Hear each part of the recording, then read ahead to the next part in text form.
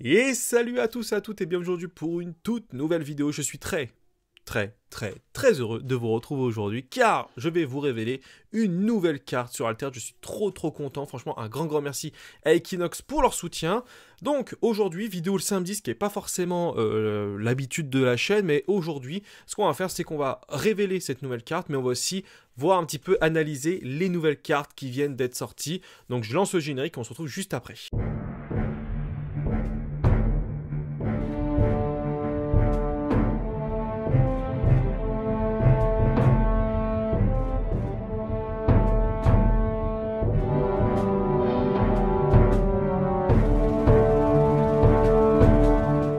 Et avant de commencer à faire le tour des nouvelles cartes et de vous présenter la carte que j'ai en révélation, n'hésitez surtout pas à vous abonner si ce n'est pas encore fait. On s'approche des 10 000 abonnés, donc franchement c'est un énorme cap. On a vraiment fourni énormément de travail pour y arriver, donc franchement un grand merci à tous ceux qui ont déjà rejoint la chaîne. Mais je le vois dans les stats, vous êtes encore nombreux à regarder les vidéos, il n'y a pas à vous abonner, ça fait mal au cœur. Donc franchement n'hésitez pas, si vous voulez soutenir notre travail avec vos petits pouces et vos petits commentaires, ça nous ferait extrêmement plaisir. Donc franchement un grand merci à tous ceux qui rejoindront l'aventure. Carte sur table. Et aujourd'hui, on va enchaîner avec les cartes Ordis, avec le limier, qui est un personnage animal, qui est une 2 de la main, 2 de la réserve, pour 2-2-0, et si mon expédition est en retard, je gagne un boost. Plutôt pas mal, il y a cette nouvelle mécanique un petit peu, enfin cette nouvelle, ce nouveau mot-clé entre guillemets, enfin pas un mot-clé, mais cette nouvelle mécanique de si mon expédition est en retard, je gagne un boost. Et donc là, vous avez la même en version rare, qui coûte 1 au lieu de 2, mais qui est une 1-1-0, et que si l'expédition est en retard, je gagne un boost. Là, pour le coup, je pense que la version classique sera peut-être préférable. Maintenant, la version rare, j'aime bien l'art, c'est joli. Et en version transfuge, nous sommes du côté de chez Axiom, et là, c'est une 1-1 pour 1-1-0. Si mon expédition est en retard, je gagne un boost. Je trouve que ces cartes-là, surtout du côté Axiom, je pense pas que ce soit une mauvaise chose, parce que souvent, on peut avoir sur les deck trash un peu de retard sur la game en cours. Et pour avoir un petit personnage qui est boosté, surtout que là, tu joues de la main, mais si tu joues de la réserve, tu peux avoir les havres qui peuvent lui aussi lui donner un boost supplémentaire. Donc là, pour le coup, une 1-1 qui a 1-1-0, mais qui a déjà prend un boost si vous êtes en retard, plus un autre boost si vous avez les lieux en cours. Je sais pas si je la rentrerai dans mon deck, mais en tout cas j'y réfléchirai parce que je trouve que ça pourrait être très intéressant. On continue avec la superviseuse Ordis qui est une 2-2 pour 1-1-2. Et l'effet flèche, donc la main ou réserve, si mon expédition est en retard, crée un jeton soldat 1-1-1 dans mon expédition. Donc là pareil, c'est une carte que j'aime beaucoup. En plus tu crées un jeton Ordis, enfin un jeton soldat, donc c'est plutôt cool, recrue Ordis. Et on a la même chose, donc c'est une 2-2 pour 1-1-2, donc là rien ne change en version rare. Mais cette fois-ci c'est... Si mon expédition est en retard, crée un jeton soldat 1-1-1 recrue Ordis dans mon expédition pour chaque bureaucrate que vous contrôlez. Donc là, c'est là où je trouve que la version rare est très intéressante et qui est très différente de sa version classique, c'est que là, c'est pour chaque bureaucrate que vous contrôlez. Donc si on prend les decks, entre guillemets, Warou, où il y avait beaucoup de bureaucrates, bah, grâce à ça, tu pourrais créer plus, surtout Warou, qui a aussi prend du retard au démarrage, puisque tu endors tes bureaucrates.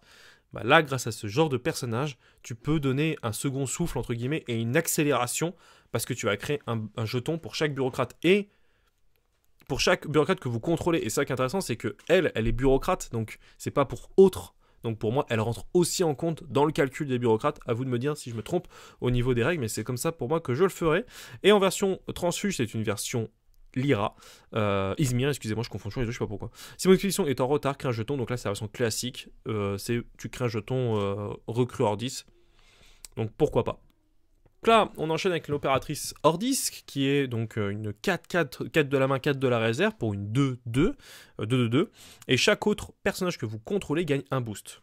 Donc ça c'est plutôt fort, parce que surtout avec Ordis, tu peux avoir masse personnages qui peuvent arriver sur le terrain.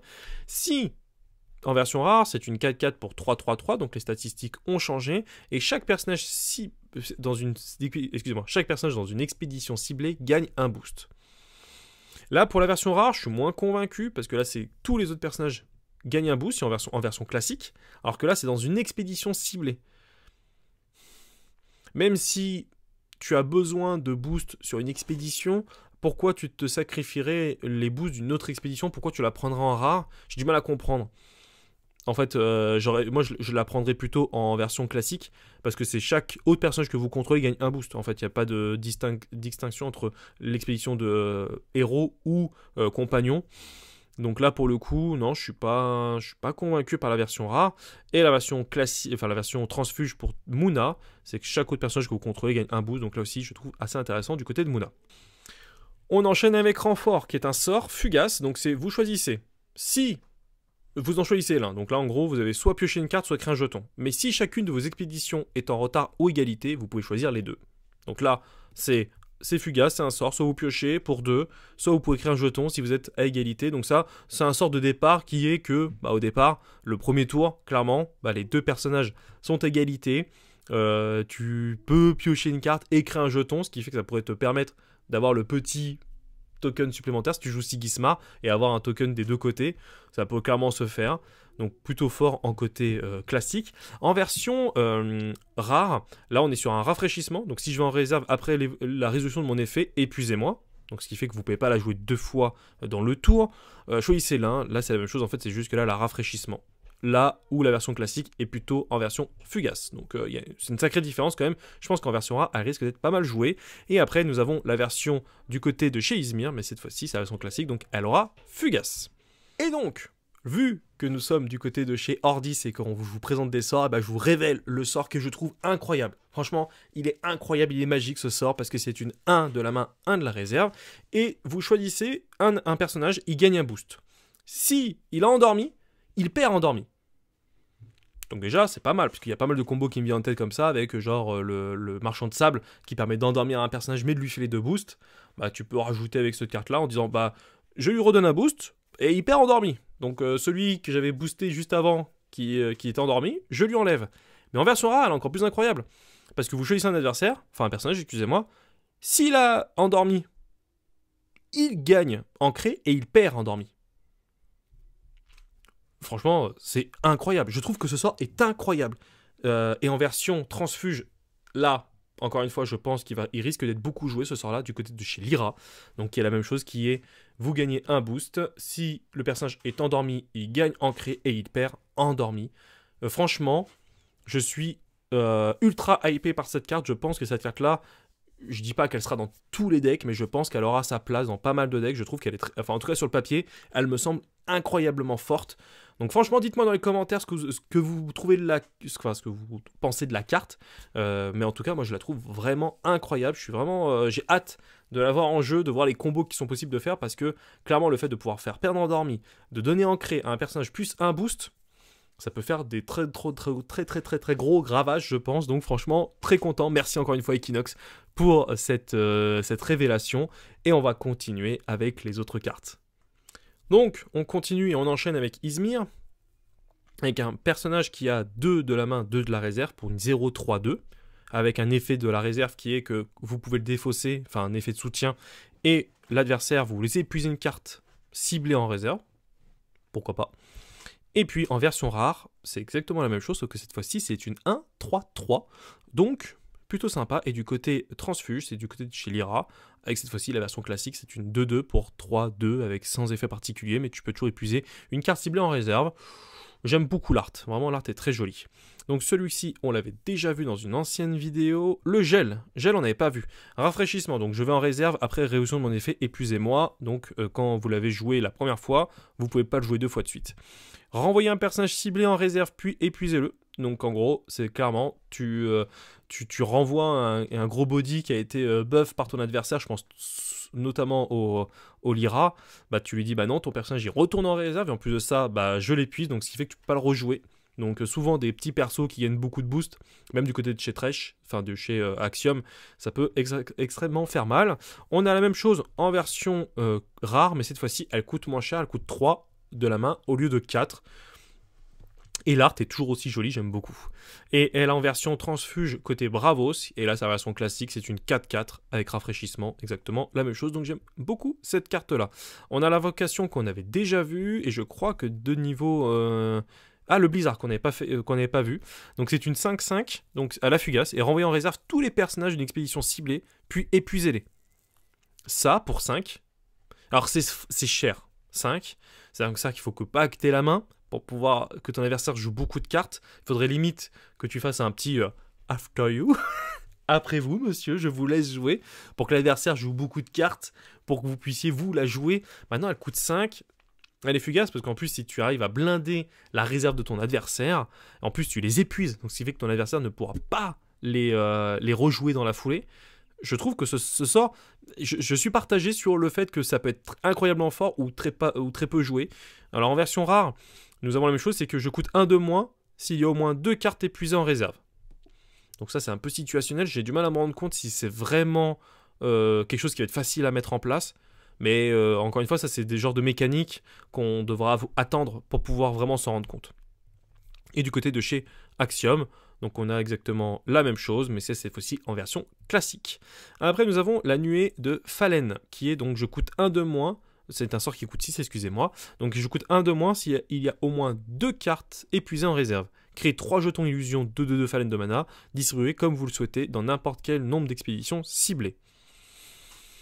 Donc ça peut coûter 5 au final, pour avoir 3 jetons 2/2. Oui, je dis oui, pourquoi pas. En version rare, nous avons 7/7, mais je coûte 1 de moins pour chaque carte épuisée en réserve. Donc ce qui fait qu'elle vous revient à 5 pour votre, entre guillemets, réserve à vous. Mais si votre adversaire, vous lui avez épuisé aussi des cartes, ou si lui s'est épuisé des cartes, ce qui fait que s'il en a 2 aussi, ou plus, vous pouvez vous retrouver à le payer clairement moins cher, et cette fois-ci vous recréez aussi 3 jetons. Je trouve que c'est très situationnel, j'ai vraiment du mal à me rendre compte du côté épuisé, mais par contre sur le papier, honnêtement ça peut le faire. 1 de moins pour chaque carte épuisée, ça peut revenir vraiment à un sort. Je dirais pas que tu peux pas, enfin même si tu peux grimper beaucoup ta réserve, tu vas pas pouvoir le payer gratuitement, mais je pense que tu peux facilement l'avoir pour 3 ou 4 régulièrement, je pense, de manière, mais ça va dépendre surtout du nombre de cartes que tu vas pouvoir vraiment, enfin le côté rafraîchissement, j'ai encore du mal à me rendre compte sur le papier vraiment si ça va être incroyable ou pas. Ou du moins, est-ce que c'est quelque chose qui va être une condition qui va être facile à faire? Ça c'est une autre question. Mais et donc là on a la version Axiom qui est la version rare qui est pour chaque réserve épuisée, elle coûte 1 de moins. C'est Avalanche du côté de chez Axiom qui est fugace et renvoyer en réserve n'importe quel nombre de personnages ciblés avec un total de 4 en montagne ou moins.